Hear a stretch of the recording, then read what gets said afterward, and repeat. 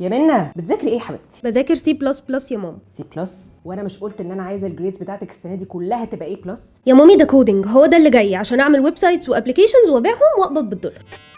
برضه الجريدز بتاعتك السنه دي تبقى كلها ايه بلس. داتا اناليستس، سوفت وير ديفلوبرز، اوجمانتد رياليتي ديفلوبرز، دي نبذه عن اللي جاي من الوظائف في سوق العمل المستقبلي، وكتير من ولادنا بقوا مهتمين بمجال البرمجه. طيب ممكن نساعدهم ازاي؟ انا هقول لك. اي سكول بتقدم كلاسز وتدريبات برمجه وذكاء اصطناعي اونلاين في مجالات زي تصميم المواقع وبرمجه الالعاب والتطبيقات للاطفال من اول 6 سنين ولحد 18 سنه، واللي بيشرح الكلاسز دي مدربين محترفين للبرمجه من كل حته في العالم. والكلاس بيكون فيه طالب واحد بس مع المدرب، ودي اكتر حاجه بتميز اي سكول، علشان المدرب بيظبط طرق التعليم على حسب اهتمام كل طالب وبطرق مختلفه تناسب شخصياتهم. والكلاسز بتكون تفاعليه وعمليه بطريقه مسليه ما فيهاش اي ملل، فبتشجع الولاد ان هم يشاركوا ويكتسبوا خبرات. وكمان في مرونه في اختيار مواعيد الكلاسز اونلاين علشان تناسب نظام حياه الولاد ومواعيدهم بتاعه المدرسه والتمرينات. والنقطه الاهم ان انت تقدري تتابعي تقدم وتطور ابنك او بنتك من خلال التراكنج سيستم اللي عاملاه اي سكول. وممكن كمان تبعتي لهم ملحوظات بشكل مستمر تعرفيهم بيها مدى تقدم ابنك او بنتك وايه كمان اللي بقوا محتاجينه.